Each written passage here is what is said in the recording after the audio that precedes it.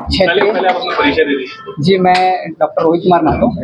मेरी शैक्षणिक जो काल रही है वो हमेशा काशी हिंदू विश्वविद्यालय बनारस से रही है। अभी मैं फिलहाल झारखंड की राजनीति में आजसू पार्टी ने एक बार फिर युवाओं को अपने साथ जोड़ने की पहल की है। पार्टी मुख्यालय में आयोजित मिलन समारोह में विभिन्न क्षेत्रों के युवाओं ने आजसू की सदस्यता ग्रहण की।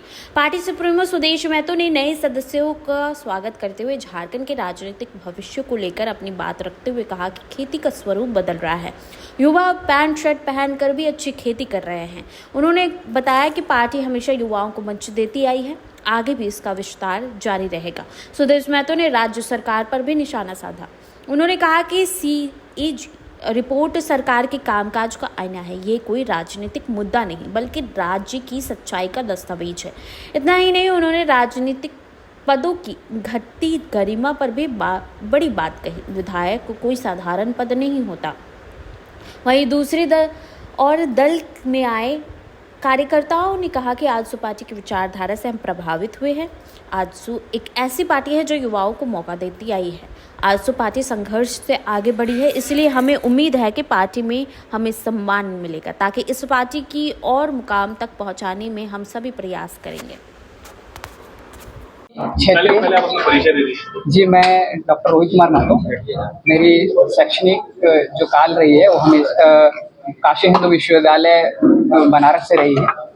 अभी मैं फिलहाल रांची में हूँ और मैं झारखंड के लिए, झारखंड के माई माटी के लिए अपने आप को समर्पित किया हूँ।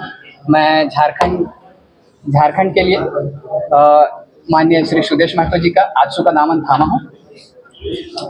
विचारधारा क्या है? हाँ, विचारधारा जैसे आजसू हमेशा से मैं बोला कि संघर्ष कर रही है और हम आजसू जिस हिसाब से अभी है झारखंड में, आप देखिए आजसू का लगभग 30,000 कुछ समथिंग गांव है। हर गांव में आपको आजसू के कार्यकर्ता मिलेंगे। आजसू को एक्सपेंशन कर रहे हैं, गांव तक आजसू को और आजसू का जो संदेश है वो हम पहुंचा रहे हैं।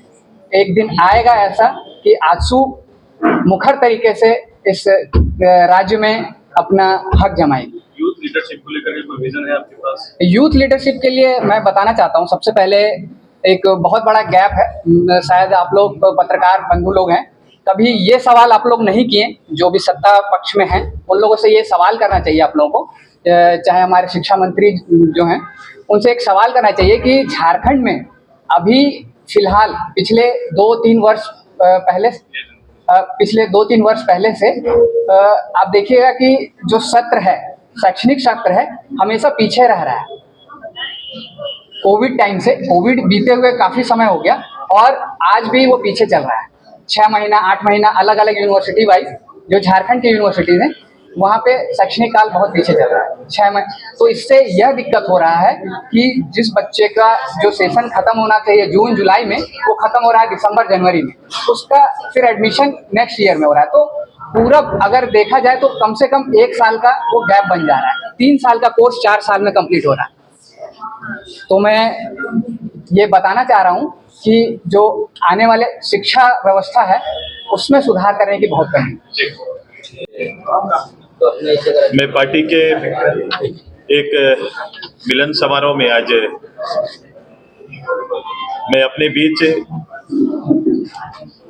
डॉक्टर रोहित कुमार महतो जी का,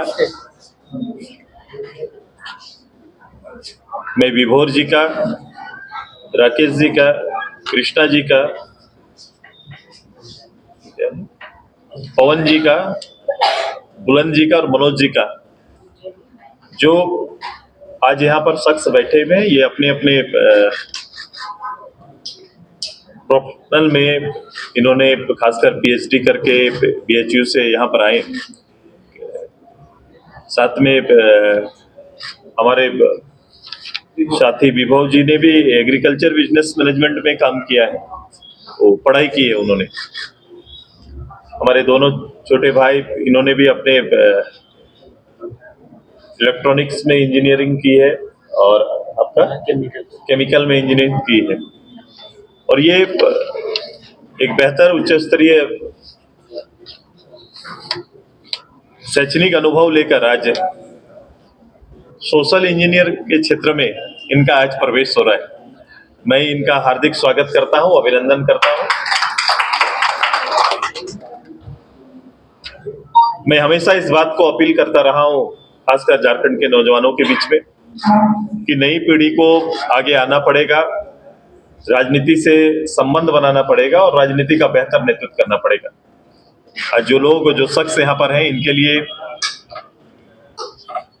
इनकी शैक्षणिक योग्यता इनके लिए और इनके परिवार के लिए निश्चित रूप से एक पूंजी, लेकिन इन्होंने स्वतः आज निर्णय लिया कि मैं व्यक्तिगत रूप से मैं अपने और अपने परिवार के लिए नहीं, मैं इस प्रदेश के लिए आजसू के प्लेटफॉर्म से नेतृत्व देना चाहता हूं, काम करना चाहता हूं, मैं राज्य की सेवा करना चाहता हूं। स्वेच्छा से इस निर्णय के लिए मैं साधुवाद देता हूं और मैं जिस स्पर्धा की बात करता हूं राजनीति में, उस स्पर्धा के लिए सबसे बेस्ट अनुभव होगा इनका, क्योंकि आपका एक व्यक्तिगत शैक्षणिक अनुभव और फिर पॉलिटिकल अनुभव, जब दोनों का समावेश होगा, दोनों में मिलाप होगा, जब दोनों चीजें साथ में चलेंगी तो एक बेसिक आधार के साथ हम आगे बढ़ेंगे।